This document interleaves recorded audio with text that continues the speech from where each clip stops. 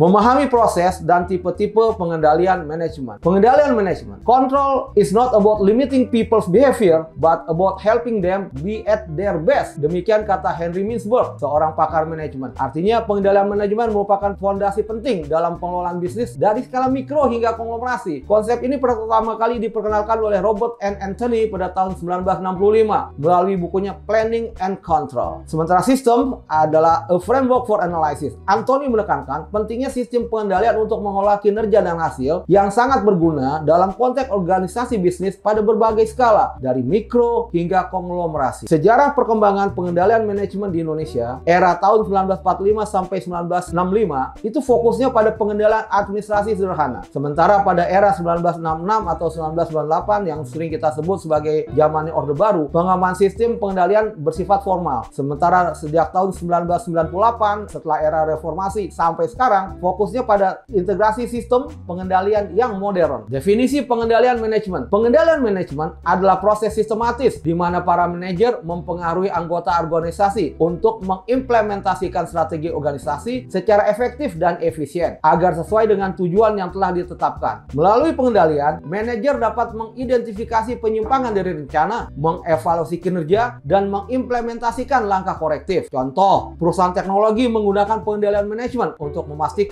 bahwa setiap proyek pengembangan produk sesuai dengan anggaran dan jadwal yang telah ditetapkan. Komponen utamanya adalah sistem pengukuran kinerja, mekanisme evaluasi, sistem umpan balik, dan tindakan koreksi. Proses pengendalian manajemen. Proses pengendalian dimulai dengan menetapkan standar, baik kualitatif maupun kuantitatif. Kinerja diukur secara berkala, lalu dibandingkan dengan standar. Jika ditemukan penyimpangan, tindakan korektif dilakukan untuk memastikan tujuan tercapai. Perencanaan strategis mencakup penetapan visi dan misi, analisis lingkungan bisnis, formulasi strategi, kemudian penyusunan program mencakup penentuan target operasional, alokasi sumber daya, pembuatan timeline. Penganggaran mencakup penyusunan anggaran detail, penetapan milestone, penentuan indikator kinerja, pengukuran dan evaluasi mencakup monitoring berkelanjutan, analisis variance, dan tindakan koreksi. Tipe pengendalian manajemen berdasarkan waktu dan tindakan. Pertama, pengendalian preventif. Di sini fokusnya adalah mencegah masalah sebelum terjadi. Proaktif, menghindari potensi penyimpangan dengan membuat sistem atau pelatihan. Contoh, pelatihan karyawan, panduan kerja, atau perangkat otomatisasi yang mencegah terjadinya kesalahan manusia. Kedua, pengendalian detektif. Fokusnya adalah mengidentifikasi penyimpangan atau masalah setelah terjadi. Sifatnya reaktif, menganalisa hasil untuk menemukan kesalahan. Contoh, audit keuangan bulanan atau inspeksi produk akhir. Ketiga, pengendalian korektif. Fokusnya adalah memperbaiki masalah setelah kesalahan atau penyimpangan ditemukan. Sifatnya reaktif, melibatkan tindakan perbaikan. Contoh, penyesuaian laporan setelah audit atau perbaikan mesin setelah kerusakan terjadi. Tipe pengendalian berdasarkan fokus operasional. Pertama, pengendalian hasil atau result control. Fokusnya pada hasil akhir, output dan outcome. Pengukuran berbasis kinerja, indikator kinerja utama atau KPI. Implementasi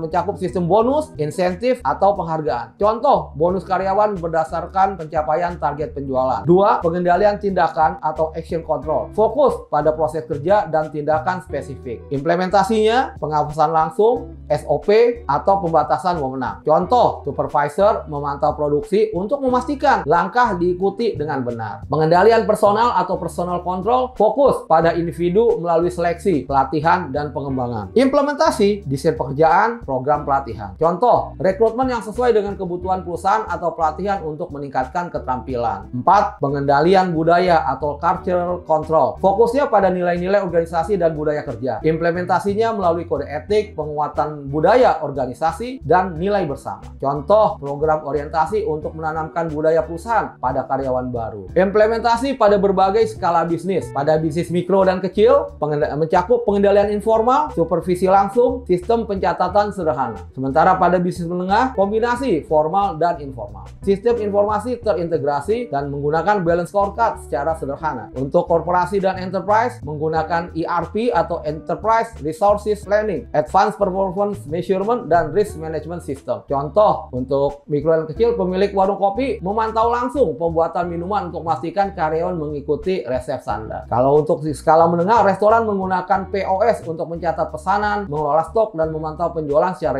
real time. Sementara untuk skala korporasi, restoran menggunakan POS untuk mencatat pesanan, mengelola stok, dan memantau memantau penjualan secara real time. Implementasi pengendalian manajemen di Indonesia, UMKM sering menggunakan pengendalian sederhana seperti pencatatan manual. Korporasi besar seperti perusahaan multinasional mengandalkan sistem ERP atau Enterprise Resource Planning untuk mengintegrasikan pengendalian ke seluruh fungsi organisasi. Contoh, PT Astra Internasional, salah satu perusahaan multinasional terbesar di Indonesia, menggunakan sistem ERP untuk mengelola produksi, distribusi, keuangan, dan SDM. Selain itu, pengendalian berbasis KPI digunakan untuk memantau kinerja karyawan dan divisi secara real time, memastikan tujuan strategis tercapai. Tantangan dalam pengendalian manajemen. Tantangan utama dalam pengendalian manajemen adalah kompleksitas, terutama pada perusahaan konglomerasi. Selain itu, resistensi dari karyawan seringkali menjadi hambatan dalam implementasi perubahan sistem pengendalian. Contoh, implementasi sistem kontrol baru di perusahaan telekomunikasi sering menghadapi penolakan dari karyawan senior.